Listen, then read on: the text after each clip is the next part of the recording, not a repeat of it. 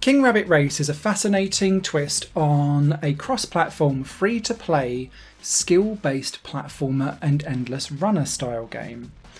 This is all free to play and it's not play to win, which I'm delighted to announce straight out of the bat, because everything that you buy in this game is for cosmetic reasons only or to support the devs. So it means that it is pure skill versus skill, and you need some in order to survive this game. In King Rabbit Race, you play as these rabbits that are placed into randomly seeded levels. These levels will see the camera constantly panning up, so that's the endless runner perspective. You need to stay on screen in order to stay alive. But each level is full of a multitude of traps that are placed in very cool positions to try and kill you as best as possible. These could be spinning cogs with spikes on, it could be fire flames and wells that like burst into flames at random periods, spike traps, it could be darts being thrown at you, all kinds of stuff. Lots of ice on the floor as well, which can then slide you off into the water and kill you that way too. Movable platforms, also tricky. This constantly goes until everyone is died in the level, and each time you play, and this is why it's asynchronous, you get the ghosts downloaded from anyone that's played that level beforehand, so that you've got 3 other ghost rabbits to play with. You can't interact with them, but you do see them all doing exactly the moves that they did, so it's like a real ghost replaying.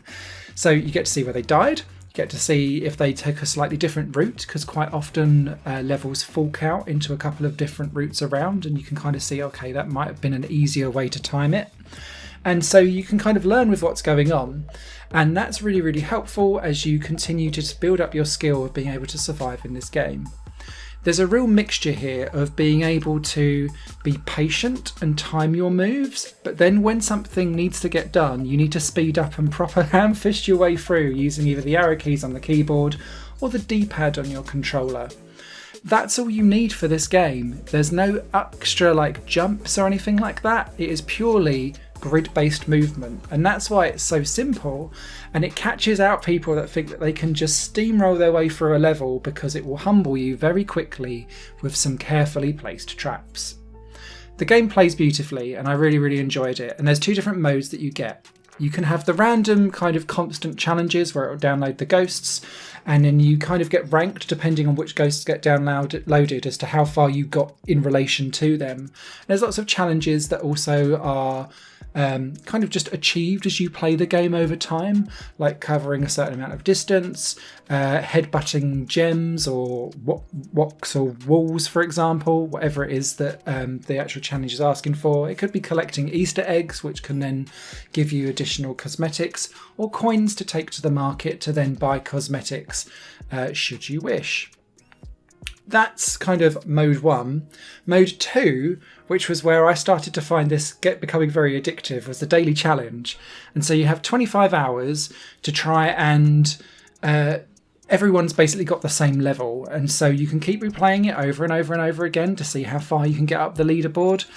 I was busy trying to get myself into the top 10s, managed it on a few occasions. But because after each run you kind of see exactly where you are in the leaderboard, it really incentivizes that, I'm just a couple of spots away from getting into either the next tier or the next position up on the leaderboard. And then you kind of think, oh God, how did they do it, when you get matched with a ghost that is going way, way better than you, and it's just working nicely.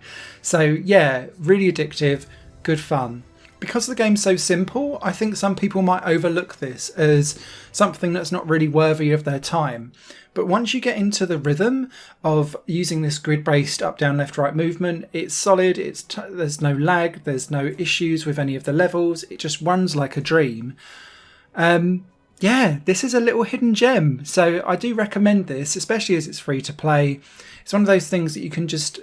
the way how I've gone about this is that I've just been noodling for like 15 minutes each day, because then I've done about 10 levels, and then I think, right, cool, I've had my fix, and then I move off, and I've kind of set myself my own limits that I will only try a daily challenge 5 times max, and then I'll move on. Because otherwise I could see me being like, come on, next up the leaderboard. So yeah, really, really good. King Rabbit Race out on Steam. It's also on mobile, cross-platform support, so everyone's all invited, and yeah, have at it. Higher Plane Games is part of the Higher Plane Network, a completely independent media outlet supported by people like you. The goal is to create the best possible content that cultivates a richer indie scene for games as well as music and entertainment.